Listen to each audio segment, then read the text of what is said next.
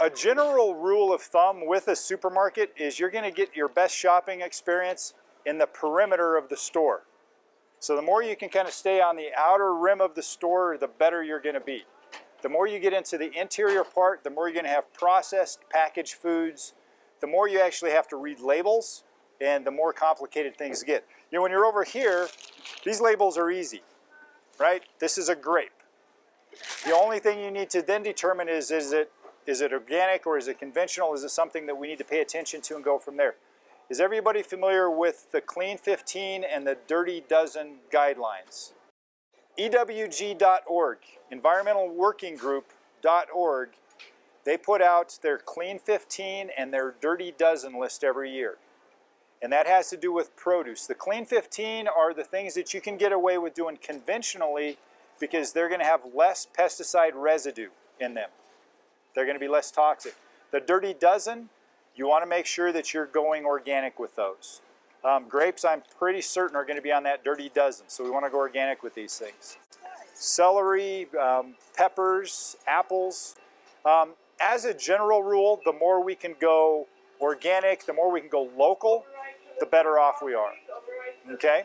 So when we come to this, the nice thing about this, there's not labels. The best thing to do is just get the little EWG card. You can put it into your purse or your pocketbook, and it's going to have the Clean 15 or Dirty Dozen. I always err to the side of, if you just want it simple, just go organic. You pay a little bit more oftentimes, but you know, you're good to go with it that way. Avocados, by the way, are on the Clean 15. So you don't have to go organic on avocados. And that's going to be a big part of what we do with our diet plan. Now, if you look behind you, what do we see here? Lots of juice. Exactly. Yeah, so is fruit juice good or bad? Yeah, why is it bad? Concentrated sugar. Yeah, it's actually more concentrated sugar in most fruit juices as there is in soda. So you're taking something really good and you're getting rid of the fiber and the bulk that actually helps our body to process the sugars. And so it becomes something that we don't want to do. It's going to wreck our hormones and throw us into a state of metabolic out of balance. So we want to stay away from fruit juices. How many are doing the whole 30 again? And you're talking about, Paul, eating more fruits the last week or so than you had before. And that's okay. One of the things to recognize, though, is that fruits are going to be fairly high in sugar. Sugar is going to cause insulin response. That can increase inflammation in our bodies, and it can also affect our metabolism. If you kind of go back ancestrally and you look at fruit, when was fruit available? Was it available year-round? And no, it was seasonal. And typically, what season did it show up? Summer. It was summertime, and especially harvest. Why do you think it would show up at harvest?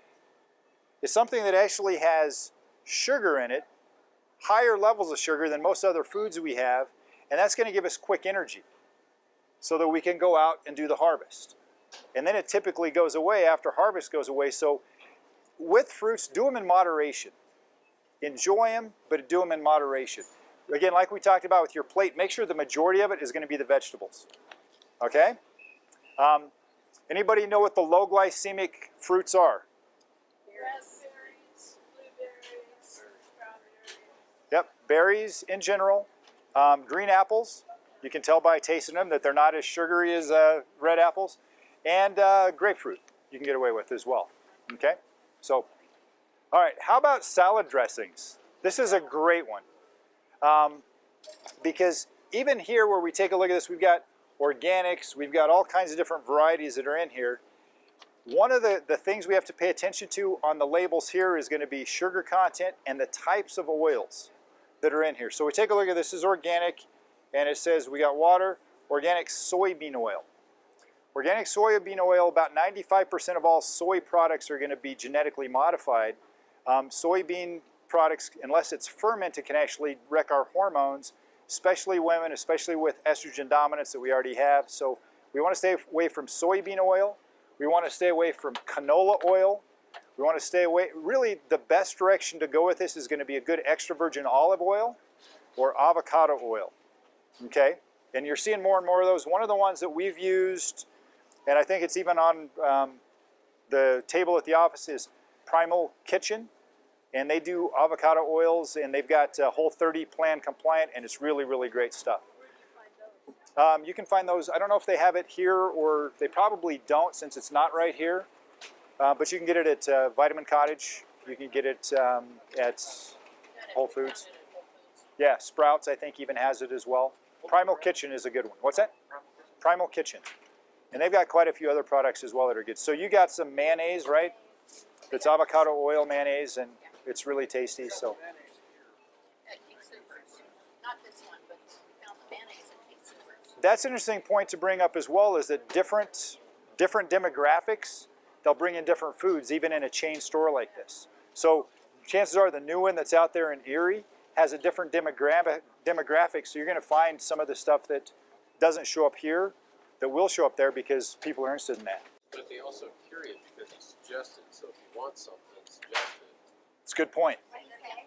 That if you make suggestions to customer service, oftentimes they'll bring it in. Yeah, we found that even with Costco, coconut oil, they didn't have it. We asked about coconut oil. You even asked about almond flour, and within a few days they had it. So, yeah, they try to take good care of it. So come on back this way. So as we're looking at, again, making our plate really kind of shine, this is the area where we do that. The great thing about produce is you get great variety of colors, textures, flavors, and it really brings things to life. You know, food is something where we can really enjoy it. And so if you look at the colors, textures, the flavors, you can take and do some amazing things with this. It takes kind of retraining our brain though. Does anybody love fast food? Any fast food junkies? I'll eat it. So here's the deal with it. There's a book that was published back in, I think, probably the 90s called Fast Food Nation. And it talked about the science behind fast food to make it addicting. And that they've actually put stuff in there like neurotoxins. These things like MSG and other chemicals that are addictive to us, but they're toxic to our nervous system at the same time. And so that's why when you drive by some of these places and they've got their ventilation set up so that you pick up the smells of stuff, it draws you in. It's like magnetically your car starts going that direction. They purposely have made it addictive to us. So here's what I want you to do with that is get mad at them for doing that to us and stay away from them. Start changing your palate so this stuff becomes really, really appealing to you, because it will. You'll actually develop a great taste for the flavors. Okay, any questions specifically on veggies? And potatoes. Because I know in the Whole30 that's got a couple of kinds, but not other kinds, and I just wondered why. So potatoes are a starchy vegetable. They're low in nutritional value, but they're high in sugar effects. So they can actually affect your glycemic index pretty profoundly. If you go with the sweet potatoes, they're going to have more nutrition. Kind of as a general rule, the more bright and vivid colors that we have, the more antioxidants and more nutritional value you're going to have in a lot of the produce, like eggplants and some of these things that are bright. So even as we look at potatoes, if we go with a colored potato versus a white potato, we're going to have more nutrition in it. Okay? So with those, you know, I was talking to a gal doing her nutrition consults today, and she had potatoes in one of her meals for the whole week. That's fine. Same thing with like rice, same things with like quinoa and some of those things, is that if we're doing them as staples, it's going to affect our metabolism. It's going to affect our hormones. But if we do it episodically, here and there, then we're going to be fine with it. So the nice thing about it is we have a good mix of things, so we can mix it up, right? Kind of keep it fresh and keep it going that way. One of the things I would kind of steer you away from doing too much of is going to be things like corn. Because corn really isn't a vegetable, it's a grain. And there's not a lot of nutritional value to it. It's highly inflammatory. So enjoy the corn on the cob, you know, at a summer picnic, but don't make it a staple. Okay? I remember as a kid that was my favorite vegetable, even though it wasn't really a vegetable. Does it matter, Zack, if it's organic corn? What's the difference in organic corn? It's going to be pesticide residue, primarily. Also, organic, you're not going to find the GMO. Another good thing to pay attention to with corn is most of it is going to be genetically modified. And that means that our bodies don't know what the heck we're getting when we do that. This is a great place to start. This is a great place to really kind of fill the majority of your cart, because then you're going to have limited space for everything else, right? Yeah, onions. Is there a difference really? Flavor is going to be the big part. You know, if you take a look at like the red onion, guess what? you're going to have more antioxidants in that one than you're going to have in some of the other ones. So the great thing about it is that if you look at different recipes, they're going to ask for different types. And so they're going to have some are going to be more sweet, some are going to have more of a bite to them. And so then you can use it to flavor the foods accordingly. Okay? I read that red onions actually kill cancer. You probably do. I mean, they've got properties in there that are going to take and alkalize your system and set it up. If you look at garlic, you look at onions, they're powerful boosters of your immune system. So they're great for that. Okay, we got bananas. You know, interestingly enough, bananas have a fairly high glycemic index, so you don't want to eat a whole bunch of them, but they're in the berry family. I didn't realize that, yeah. Wow. Kind of interesting. All right, how about cheeses, dairy stuff? We're not supposed to have those for 30 days. Well, if you're on the whole 30, this doesn't apply to you. You're not going to do this. But the bottom line is dairy good or bad? There's lots of debates about this, right? It's good, but it's bad. It depends upon its source. It depends upon how you're getting it. One of the common things that we take and we talk about is that you are what you eat. In reality, you are what you eats. Right? So if you have a dairy cow that's standing in a feedlot and it's eating its, you know, who knows what it's getting, grains, and it's being shot up with antibiotics, and it's got all kinds of different things added to its food, and it's standing in its own waste, and it's not getting fresh air, it's not going to be healthy, and the milk isn't going to be healthy. You take that milk and you pasteurize it, now you've just destroyed a lot of the beneficial properties of that, and you feed that to a calf that hasn't been weaned, and it will kill the calf. So with dairy, it's really important to make sure that you're going organic, you're going whole fat with it, and ideally you're going raw with it. Okay? In Colorado, you can get raw milk if you own a share of the cow. And so there's a few different dairies around where you can do that. But here in this store, you can actually get raw cheese. So that's a good thing. If you're going to be getting cheese after the whole 30 is over, then you can get some of the raw cheeses that they have here. Okay? And one of the brands that we use frequently is probably over here. Organic Valley is a good one because you can get grass-fed. I don't see it here, but it's one of the brands. So Organic Valley is a good one. They also do butter, and they do ghee. But you'll see here even Simple Truth. So they're King Soopers Organic. This is raw milk cheese, Jack style. So you can get raw cheese. It's becoming more and more popular, which is good. Back to the milk. Yes. I've been buying the Simple Truth almond milk, Okay. unsweetened. Uh-huh. Sweetened and unsweetened. Uh-huh. And Always get unsweetened. chocolate almond milk. My husband is a chocolate nut, so he likes the chocolate milk Okay. and the almond stuff. Okay. I would find out what they're using for chocolate flavor. If it's just, you know, pure cocoa or cacao, then you're fine with that. If not, then I would do that yourself. Okay? With that. And make sure carrageenan and other things aren't added to it. A lot of them will have carrageenan added to it. And we can give you, actually that'll be on this list. If you guys want this, if you want any of the resources, just shoot us an email or let us know and we'll send these things to you. Okay? But this will tell you some of the stuff to avoid in foods. How about stuff like this? Deli meat, processed meats. Yeah, lots and lots of nitrates and nitrites in them. And in their natural state, that's okay, but these guys are over-processed. It's going to tax your system. Not good to be doing on a consistent basis, even though they are delicious. All right, how about deli meats? We have kind of the same thing. You can get them with no nitrates, no nitrites added. Typically, you're going to be paying $13 a pound for them. So guess what? You can buy organic chicken or organic beef or other things, and you can cook it up and you can slice it up and you can use it that way.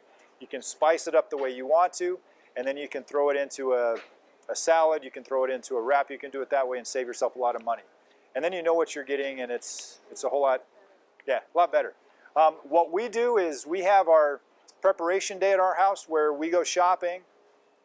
We actually get a lot of different meat. We'll either do some grass-fed beef or some chicken or both, and we'll cook it all up, and we'll slice it up, and we'll put it into containers. We'll get all of our veggies, and we'll slice them up and put them into containers. And we'll have our green leafies, and we have all these things so that in a heartbeat, we can take and grab a handful of veggies, a handful of greens, a handful of protein, and throw it into an omelet. Or we can throw it into a bowl and we've got a quick salad. So now you've got something that's a healthy fast food meal that you prepared on one day a week, but you can use it all week long. Does that make sense? Yeah. And especially, you know, having raised 3 kids and being caught up in all the activities and the busyness that we all have in life, a little bit of planning makes the rest of life a whole lot easier. And so take a preparation day. One of the great things about doing that too is that there's great satisfaction that comes with doing it yourself. And make it a process. Get the family engaged. Make it something you guys can do together. Important to do. We've got these little lock top glass containers. Stay away from plastics. Plastics tend to leach into the foods. They'll disrupt your hormones, create all kinds of issues, including cancer and so forth. So stay away from plastic. I would even say when you're looking at bottled water, stay away from plastics as much as you can. Go with the glass bottles. Better yet, go with filtration in your own home so that you can get it yourself. All right? I would, again, prepare your own stuff so that you're not at this place where you have to kind of come in and do these things. The salad bar, not a bad way to go. Check and make sure that if something is on that dirty dozen that it's organic if they've got it in there. And like I said, with the deli meats, you can go with the all-natural where it doesn't have the nitrates and nitrites added to it, but it's still going to be, it's going to cost you an arm and a leg. You'll notice that most of them will have sugar added. Okay, in fact, most, when you get into the center of the store, you're going to find sugar added to everything. Any idea why?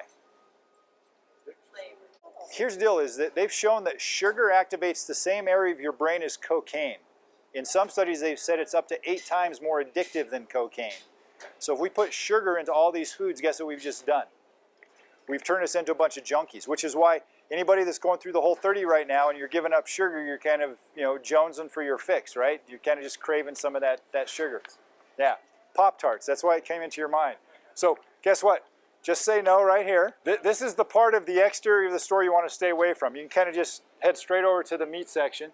I do have a question about bread, though. Okay. What do you recommend as far as, you know, for sandwiches or? So here's what's interesting is we went several years with no bread in our house at all. And that's the ideal. And we found that we could do wraps with lettuce and other things instead, which is a good way to go. We did a lot of salads and we did a lot of omelets. So that's the direction to go. If you're going to be doing breads, I would recommend going with a sprouted grain bread, like Ezekiel bread. So I would minimize the breads as much as you can, but again, for sandwiches, and then even like if you're going to do a sandwich, do an open face. So you're doing it on 1 piece of bread instead of 2. Go it that way. But I would stay, yeah, it's one of those where it is good. It's a comfort food, right? The grains in there are addictive to us, so we get drawn to it. Originally, back, you know, years and years ago, the grains weren't that way. But we've hybridized them and then we've refined them to the point to where now we're addicted to them. A lot of people have a harder time giving up bread than they do sweets when it comes to doing one of these programs. Because, again, we're addicts to it. So the more we can do without, the better off we're going to be. And it's just creating some other substitutes. So we got mostly pork stuff here. Anybody have any questions or concerns about pork? How bad is it? So here's the interesting thing. I've seen several places where they've had free-range pork. I would say that's probably like wild boar. I mean, I don't know that I've never seen a pig farm where they've got them free-range. They're usually in the pigsty, wallowing in their mud. If we take a look at the way the pig's digestive system is designed, it's really short. And so what they eat, which is typically slop, right? They're bottom dwellers, they're eating slop. It's going to go right through them and into their meat. And so it's going to be relatively toxic. So pork, we want to, for the most part, stay away from as much as possible. If you can see the organic and the free-range stuff, and that's the kind of bacon you want to get, that's okay, but I wouldn't make it that your staple. I would stick more to the other white meat, right? Go with chicken. Go with an organic pastured chicken. That's the best thing that you can do for that. Beef, how about beef? Grass-fed beef, 100% grass-fed beef is the way to go. If you got that cow, remember we talked about the dairy cow that was standing in the feedlot, or you know, an eating cow. But if you have one that's out in the pasture, it's enjoying the sunshine, that's eating the grass, it's actually going to be healthy. The fatty acid profile in it, for us to be healthy, is perfect. So we've heard that red meat, because of the fat profile, causes heart disease and cancer. That's the commercial raised beef. The grass-fed beef isn't that way. And the great thing about it is that there's more and more and more recognition of this taking place, so it's available almost everywhere you go. We'll probably find some here. And it's oftentimes on sale, which is good. All right? So here's the meat stuff. We get into, oh, there's a pork and beef blend. That sounds interesting, huh? Beyond Meat, plant-based burger patties. It's kind of funny how we come up with all these things that aren't meat that taste like meat and look like meat. If you like those, that's fine. I just prefer going with the meat. So here we have organic ground beef. If it doesn't say 100% grass-fed, it's not. Cows actually become about 20% bigger when they give them grains, so they sell them for more money at the market. If it's grass-fed, then that's not going to happen. Bison is raised, they have to spend a certain amount of their life in the pasture. Oftentimes they will be grain finished. It was historically they didn't allow them to do that. Now they're giving them the opportunity to do that. But for the most part, you're going to find that there's going to be less inflammatory fats in them. Lamb is the same way. Lamb is going to be primarily grass-fed. What is this? Wagyu, this is the stuff that they get, and I don't know, beef raised, no antibiotics fed, no added hormones, no animal byproducts.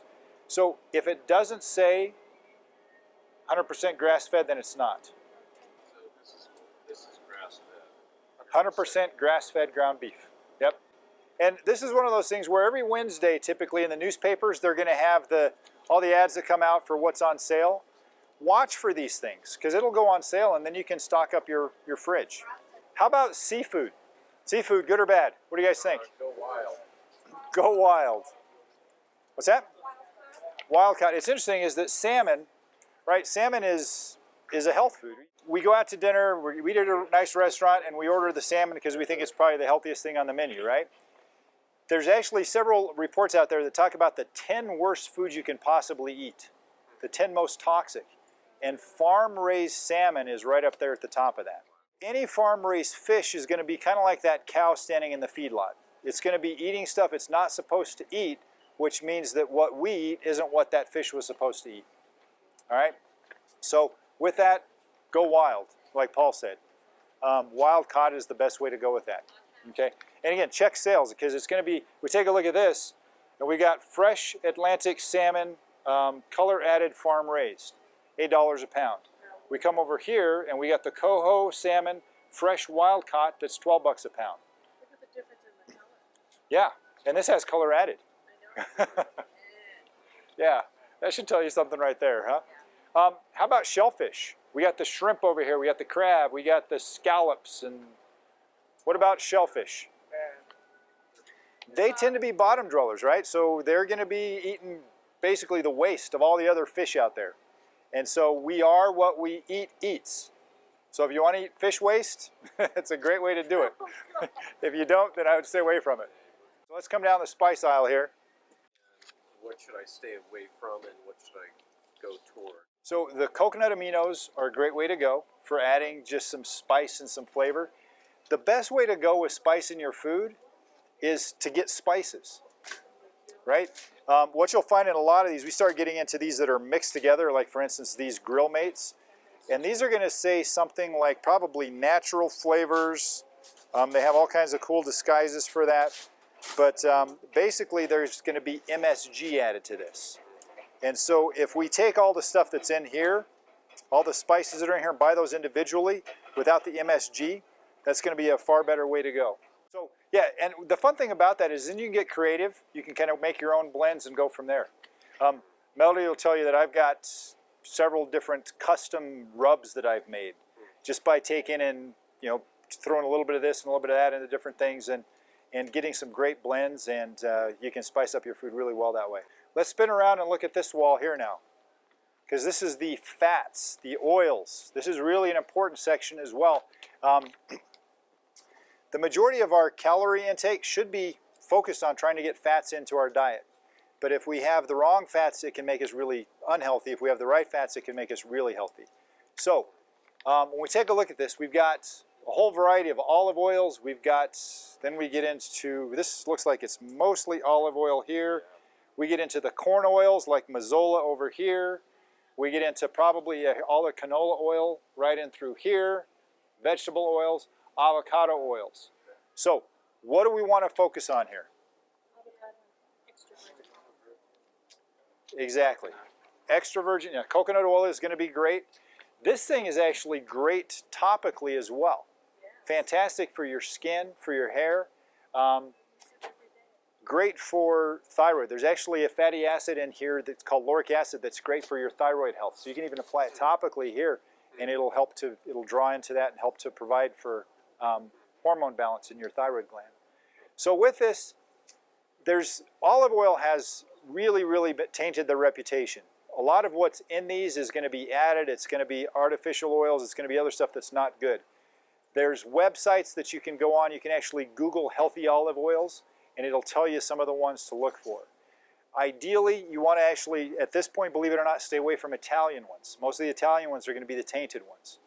One of the ones that I use is actually this one right here, the California Extra Virgin. And finding a good olive oil can be a challenge. But you can go onto the websites and they'll tell you. And even some of these that, I think Kirkland's at Sam's is actually a good one. So you don't always have to pay extra for it. So coconut oil is a great one. How about as we get into vegetable oils, corn oils? No. Yeah. Those are okay. You don't want to cook with them. Even though peanut oil has a high cooking point, you don't want to, peanut oil you want to stay away from, period. Yeah, it's not even a nut. But so stay away from the peanut oil, the Mazola, the corn oils, the pure vegetable oils, sunflower, safflower, and certainly the canola oil we want to stay away from. Okay? Yeah, sunflower and safflower. Sunflower you can do a little bit of, but you want to stay away from the safflower.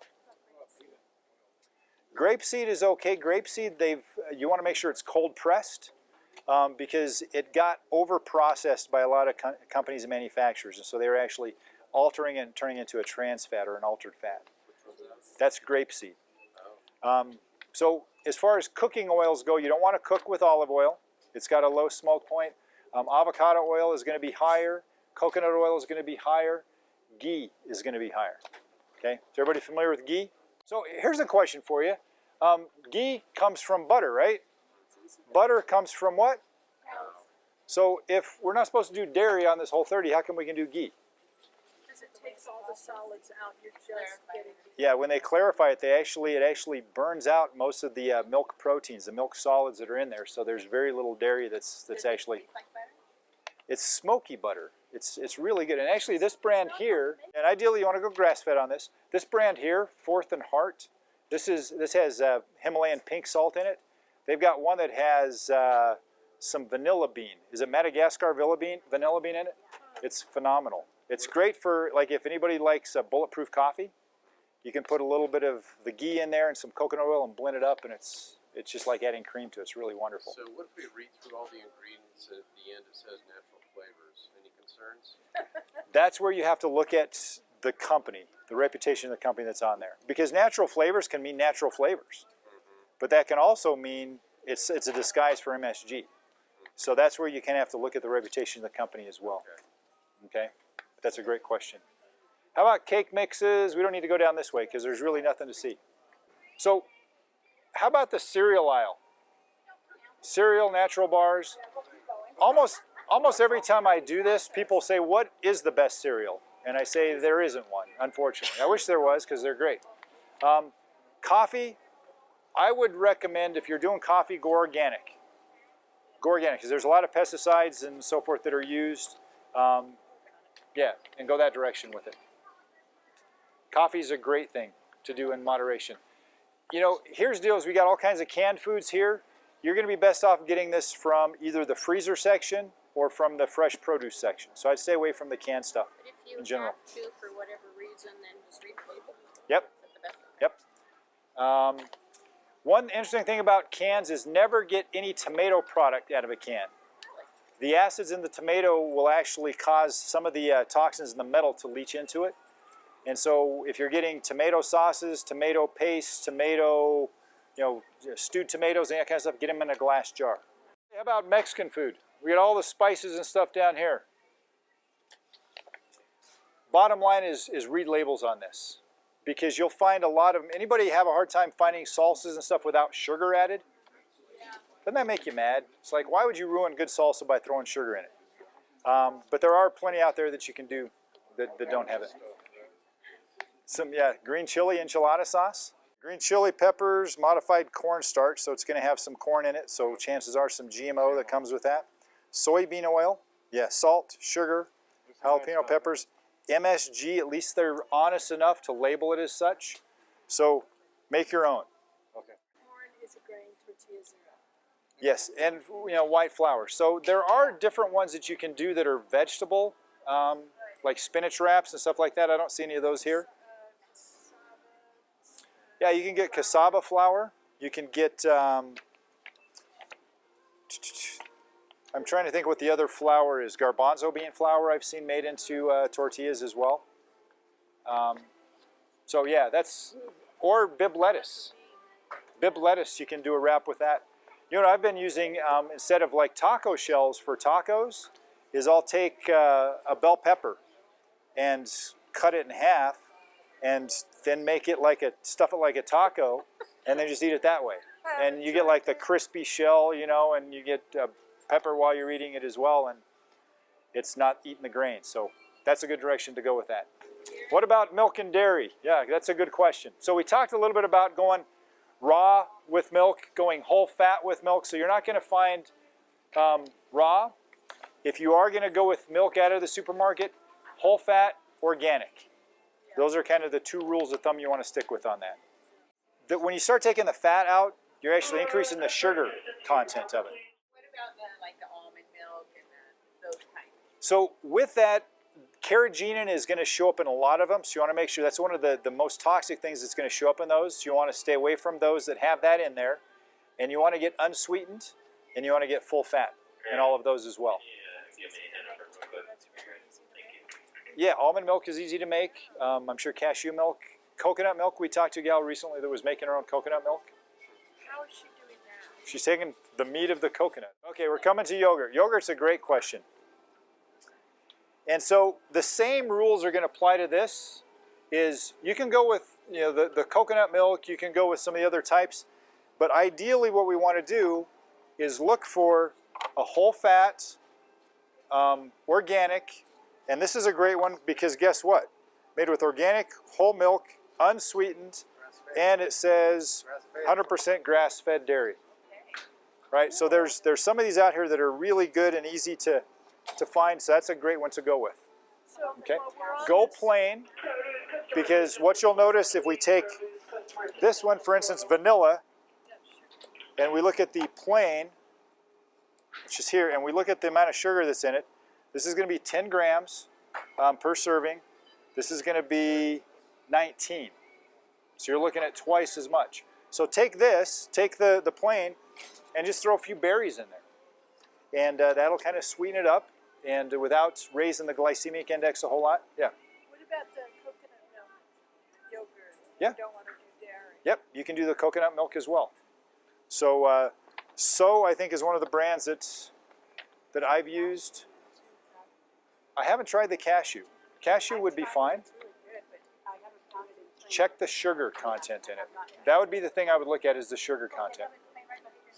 Yeah, 9 grams of carbohydrates.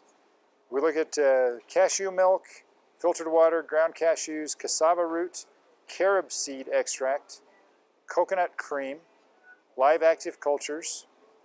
Yeah, It's not bad. so that's not bad.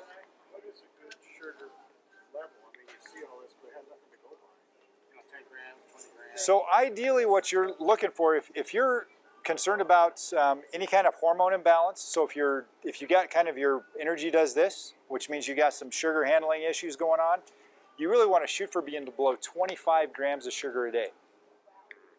Yeah, so that means that if you have one serving of this, you're at 19. Right? So it doesn't take a whole lot to push you beyond that. That includes natural sugar? Well, this is going to be natural sugar that's in there, right? So yeah, and there's going to be some fudge factor that's in there because you're going to get carbs in vegetables. And so you're going to actually have grams of carbohydrate that will show up in some of those things, but they're not going to affect your hormones. They're not going to cause you to have this insulin spike that goes on. But it really comes down to is if you have your plate that's filled with veggies, you don't have to count anything. If you start looking at finding, okay, how can I satisfy my sweet tooth, then you got to be really diligent in counting. About the probiotics. So probiotics are something that we should all be getting on a regular basis. Don't get fooled by things like Yoplait that says that it has it or has it added into it. Go with something that's naturally cultured. Okay, so yogurt can be a great thing. I just got back from Kazakhstan and they had fermented horse milk. Yeah, it was interesting. That's a good word for it. But yes, getting good probiotics. So that also means things like sauerkraut, fermented foods, kimchi. These types of things are going to be great for us as well. What about the raw honey versus the sugar? So raw honey has about the same glycemic index as sugar. There's benefits to honey. It's going to have a little bit of minerals. It's going to have actually some things that will boost your immune system. But about 99% of it is sugar. So if you have any kind of sugar imbalance issues, honey can be a villain. If you don't, honey can be great. Okay? For people who deal with seasonal allergies, a teaspoon of wild local honey a day consistently can make a world of difference. So you'll see there's no shortage of different varieties of yogurts. Once you get a good brand that you work with on a regular basis, it makes shopping easy. The first few times you have to look at the labels. This particular list that we're going to make available to you guys, it has kind of a breakdown on the types of foods, stuff to pay attention to, and then you can actually fill in local brand name. So now you've got it dialed in to where you know what you're getting. Okay, we're back to the cheeses. Challenge we run into is that there's cheeses and then there's what's called slices. If it's called a slice, stay away from it. If it's cheese, you want to go organic, at least. And ideally, the shredded, they actually add cornstarch or other types of products to that as well. So you're best off without they don't want it to clump together, so they have anti-clumping things in there that aren't good. Yeah. So we talked about the Organic Valley. This is a brand, they do yogurt, they do all kinds of dairy stuff, and you'll see here they got two different varieties. This one is raw, this one is not, but they're made from pasture-raised cows. Again, they also do ghee. So that's a good company to be, just put down on your list. How about butter? Go organic. Make sure it's grass-fed, ideally. So here we've got Kerrygold. This is the Irish butter that comes from grass-fed. And I think that might be the only one we have here that's grass-fed. A lot of the stores will have the Organic Valley, and it'll be grass-fed as well. Go with Costco. That's always a good place to get it. All right, here's another one that we kind of run into a lot of confusion with eggs. Eggs, good or bad? Good. Eggs are a superfood. They really are. They're great for us. And they got really healthy fats that actually help us to metabolize fat, so they're a great thing. What are the rules with eggs? The darker the yolk, the better, yeah. So how do you tell that? By looking at here. We don't know. So here's the deal, is that we want to make sure that they aren't raised in houses, cages, where they've got room to run. Cage-free means that they aren't necessarily outside. They could be inside this big, building, and they could be cage-free. So ideally, we want to go with pasture. And here's what's funny is that I saw a while back they actually had pasteurized eggs instead of pasture-raised eggs. And so don't get confused if they say pasteurized. That's actually worse than anything. You don't want pasteurized eggs. But ideally you want pasture-raised, and ideally you want to make sure they're organic as well. Free range. Free range means that they've got a certain amount of daylight that they have to experience. So cage free means they could be inside the whole time. Free range means that they actually have some outdoor time. Pasture means that they're spending most of their life out there. So they kind of have different grades of that. So ideally, this is the way to go. Locally, here, try to find a local farmer that does eggs. And that way you kind of know what you're getting. It's a good way to go. And those are, it's interesting, a lot of these will even say vegetarian fed. Guess what? Chickens aren't vegetarians. They eat grub worms, they eat all kinds of stuff. So really the pastured ones are going to have a better nutritional balance because they're eating what they would normally eat. How about sports drinks? That's an important one, I think. Yeah, I would stay away from them, especially if they're like these energy ones. Those are going to be, they're going to wreck you. They tend to create all kinds of stress. When I was working with the Colorado Rapids, Gatorade is one of their sponsors, and they had a refrigerator as big as that thing there that was full of Gatorade for the athletes to come in and grab their stuff. And after about a month or two of working with them, they all came walking in with one of these things. And they realized that it was worth paying for coconut water over getting free Gatorade. And believe it or not, the athletes get a better Gatorade than we get at the stores here. They get stuff that doesn't have high fructose corn syrup in it, and it's a better grade. So if you're buying stuff here, any of the sports drinks, stay away from them. If you want something to replenish your electrolytes, go with the coconut water. A lot of Asian countries, they'll actually use coconut water as an IV solution because it's isotonic. It's loaded with the essential minerals that our body needs, the electrolytes. It's a great thing. Yeah, I would stay away from the can. I'd go with more with the boxed ones, lined ones. Question on that, because I was looking at coconut water, and there's like several different kinds, and some actually say just coconut, and some contain coconut and sugar. Stay away from the sugar. So they're actually adding something. Yep. So you got to read the labels on these. And some of these, I mean, the labels should be really good. I mean, this one has pineapple in it, so it should just say coconuts and coconut water and pineapple puree. And they got some vitamin C in there. Vitamin C is a natural antioxidant just to kind of protect it, give a little bit more shelf life. So coconut water is a good drink. Okay? All right. Let's keep going around, and we're going to end up back at the skincare section. Do I need to talk about sodas at all? No? What about things like soda water? So LaCroix. seltzer, that type of thing? Yeah. In fact, yeah, make sure that it's purified water, and they're just going to add some carbon dioxide to it to give some seltzer to it. Those are going to be all natural flavors. They're going to have no sugar added, so those are a great solution to when water gets boring. As we look at here, we're kind of in the pharmaceutical section. Stay out of the pharmacy as much as you possibly can. How about proteins? This is actually a common question I get, is what kind of protein can I go with? Because these things are good for us, they're convenient for a lot of different reasons. I'll tell you what not to do are any of these that are kind of towards the muscle head kind of guys. The ones that you're going to get at like GNC or any of these other places, you're going to find a laundry list of ingredients. This one actually is better than I thought, except that it does have acesulfame, potassium, and sucralose. So it says 2 different artificial sweeteners in it, which are toxic. So even though it's got whey concentrate, which is the best way to go with whey, the rest of it is not going to be good. This one is actually whey isolate. When you're looking at proteins, you always want to go with the concentrate and not the isolate. The concentrate's going to have all of the different nutrient components to it. Isolate's just pulling out the protein. So go with the concentrate. I would always go with, if you're going to be going with a whey protein, go with grass-fed. Make sure that that cow is eating the right stuff. And if you're going to go with a vegetable source, then Garden of Life is always a good brand. The Simple Truth is probably going to be okay. Man, we look at all the ingredients on here, and I would put that one back pretty quick. I would go with, that one's actually still has quite a few in it. Most of those are going to be just the variety of different plants that they've got in there. So I would keep it simple on this. Don't make this a staple.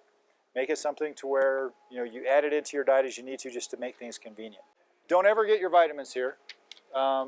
That's an important thing. Make sure that you know where what the source of things are. Let's go down this aisle here, though. We got deodorants, because we had a question about that.